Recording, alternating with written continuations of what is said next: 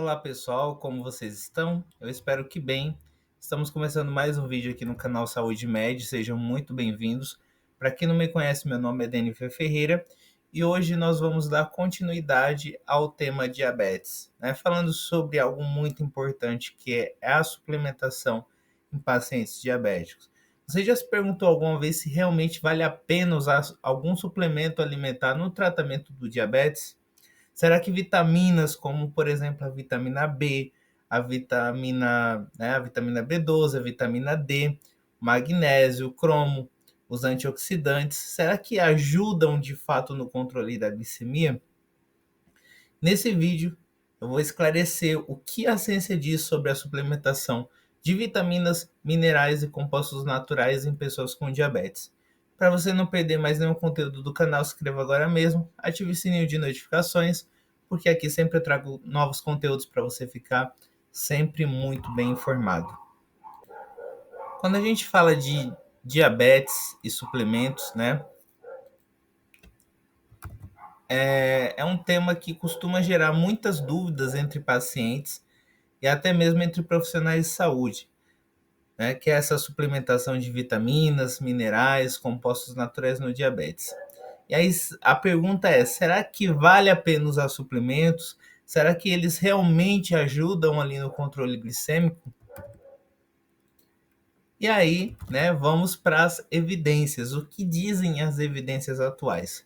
Então, de acordo com os padrões de cuidados médicos da ADA, não existe evidência suficiente de que a suplementação de vitaminas, minerais, ervas ou especiarias como vitamina D, cromo, canela, babosa, né, melhore ali o controle glicêmico em pessoas com diabetes sem deficiências nutricionais diagnosticadas.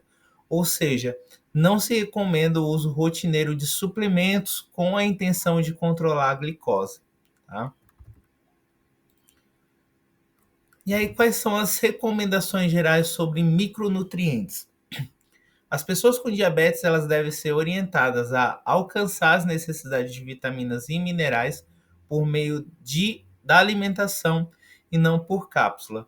Isso significa foco em frutas, verduras, legumes, grãos integrais, oleaginosas e proteínas variadas. Evitar a ideia de que mais vitamina é sempre melhor, porque nem sempre é, né? E às vezes pode ser prejudicial, ao invés de ser benéfico. E aí, quando suplementar pode ser necessário? Existem grupos específicos que podem se beneficiar de um multivitamínico ou uma suplementação direcionada, principalmente idosos, que muitas vezes têm redução na absorção intestinal, gestantes e lactantes, né, cujas demandas nutricionais elas aumentam, vegetarianos estritos ou veganos, né, principalmente em relação à vitamina B12, ferro, zinco, cálcio também, né? Pessoas em dietas com restrições calóricas severas que podem não atingir as necessidades mínimas apenas com os alimentos. Então, nesses casos, a suplementação é avaliada individualmente e preferencialmente guiada por exames laboratoriais e anamnese nutricional. Tá? Ponto muito importante, gente: doses excessivas podem ser prejudiciais. Então, suplementar sem necessidade comprovada não traz benefício e ainda pode causar toxicidade, né? Vou dar exemplos. Excesso de vitamina A, por exemplo, pode causar hepatotoxicidade. Excesso de ferro pode causar constipação, náusea e sobrecarga hepática. E até o zinco em excesso pode prejudicar a absorção de cobre e de ferro. Portanto, nada de megadoses sem acompanhamento profissional, tá certo, gente? Quando a gente faz a comparação de vitamina B12 e metformina, né? E aí agora é um ponto muito importante para a prática clínica. Pessoas que fazem uso prolongado de metformina, que é o medicamento mais utilizado no tratamento do diabetes tipo 2, né? Mais para frente nós vamos falar sobre as medicações utilizadas no diabetes, tem maior risco de desenvolver deficiência de vitamina B12. né? Isso acontece porque a metformina ela afeta a absorção intestinal de vitamina B12, principalmente com uso crônico e em altas doses. Então, nesses casos, a suplementação ela pode sim ser necessária, mas ela deve ser confirmada por exames laboratoriais, como a dosagem sérica de vitamina B12, em alguns casos o ácido metilmalônico, né, ou a hemocisteína, né? A deficiência de vitamina B12, porque é importante, né, fazer essa avaliação, que a vitamina B12 deficiente, ela pode causar anemia megaloblástica, neuropatia periférica, né? Então, muitas vezes confundida com a neuropatia diabética e declínio cognitivo em idosos, tá? Então, é sempre ideal fazer essa verificação. E aí, para os profissionais que estão me assistindo, algumas dicas. Avalie sempre o estado nutricional completo do seu paciente, incluindo sinais clínicos, dieta habitual, exames laboratoriais. Oriente o consumo de uma alimentação variada e equilibrada como fonte prioritária de vitaminas e minerais. Suplementação. Suplementação, gente, ela deve ser usada com propósito e não por rotina, tá? É algo muito importante e que, infelizmente, não acontece isso no dia a dia, né? Quem é profissional de saúde sabe muito bem disso, tá? Em pacientes com uso de metformina, sempre mantenha um rastreio regular de vitamina B12, principalmente após 4 a 5 anos de uso contínuo. Tá certo?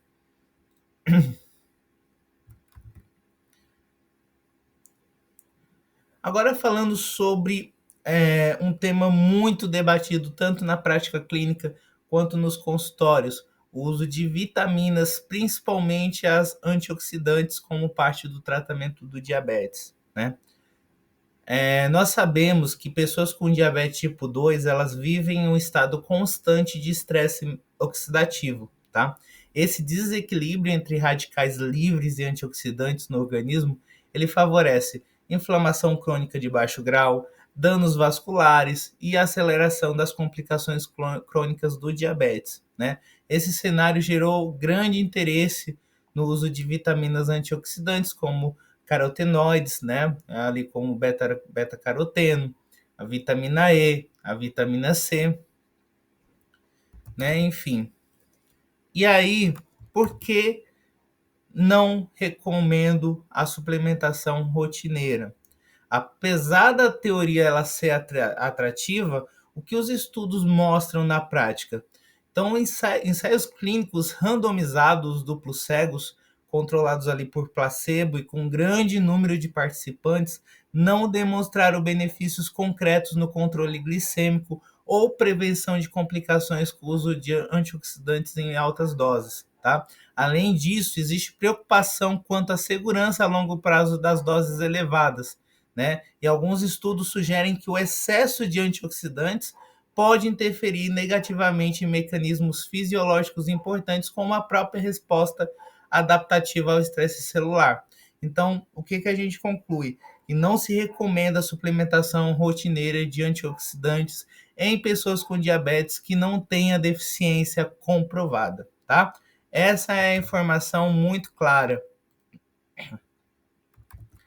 E aí é uma pergunta que vem rotineiramente, né, para quem faz atendimento clínico, e a vitamina D, né? Esse é outro ponto de atenção. A vitamina D tem sido amplamente estudada nos últimos anos, principalmente porque sua deficiência é comum, principalmente em idosos, pessoas com pouca exposição solar, obesos e algumas populações específicas. Mas será que ela ajuda no controle do diabetes? A resposta até o momento é não de forma consistente, tá? A ADA de 2024, né, que é a nossa última atualização, e outras diretrizes internacionais reforçam que não existe evidência suficiente para recomendar a suplementação rotineira de vitamina D com o objetivo de controlar o diabetes se não houver uma deficiência ali confirmada.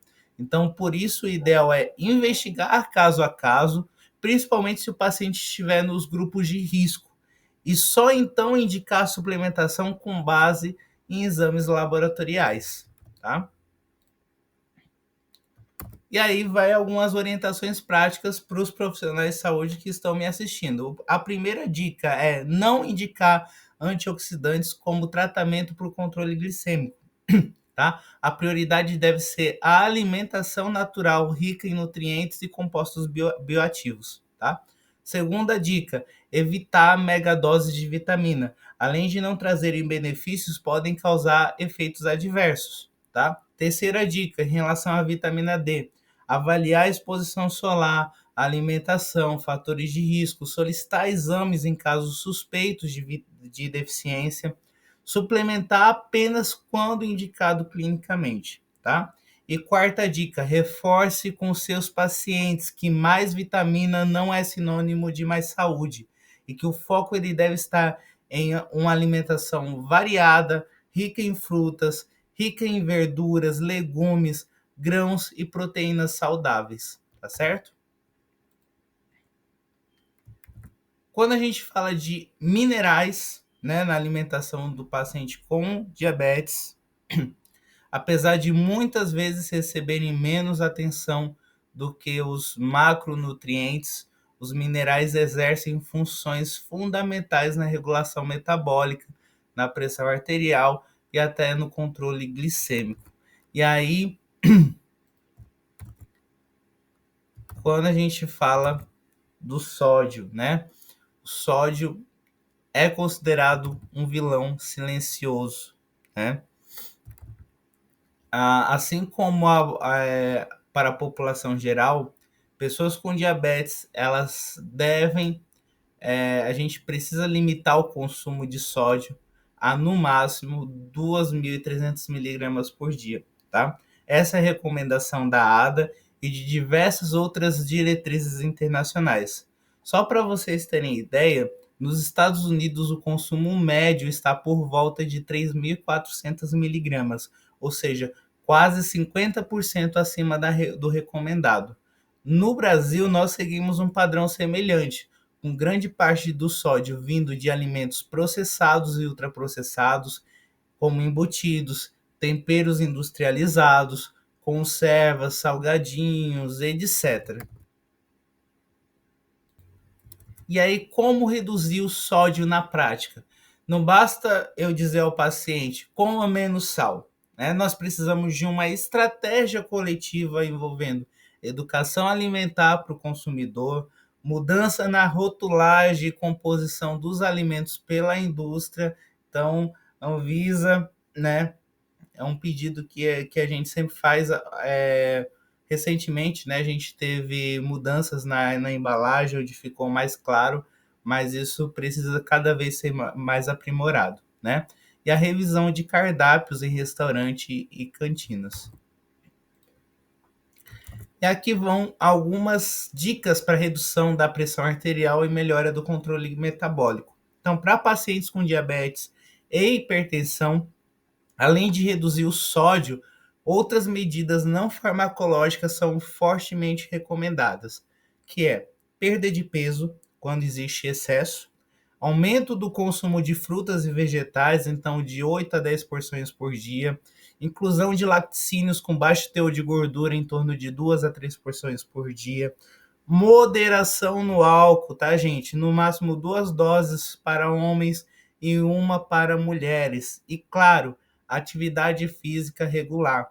Essas ações, além de baixar a pressão arterial, também ajudam a controlar a glicemia e melhorar o perfil lipídico.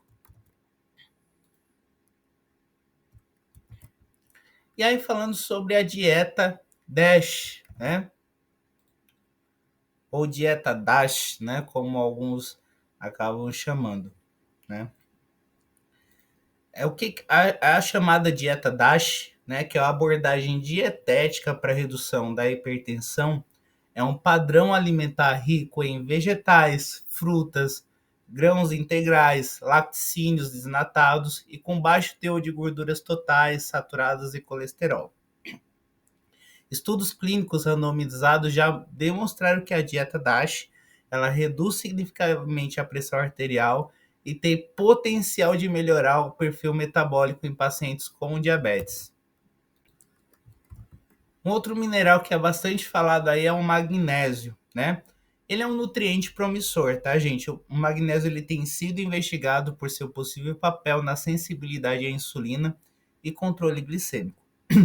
E apesar de os estudos com suplementação ainda apresentarem resultados inconclusivos, os dados observacionais eles indicam que pessoas com maior ingestão de magnésio pela dieta apresentam menor risco de desenvolver diabetes tipo 2, principalmente entre homens e mulheres de meia idade com fatores de risco metabólico.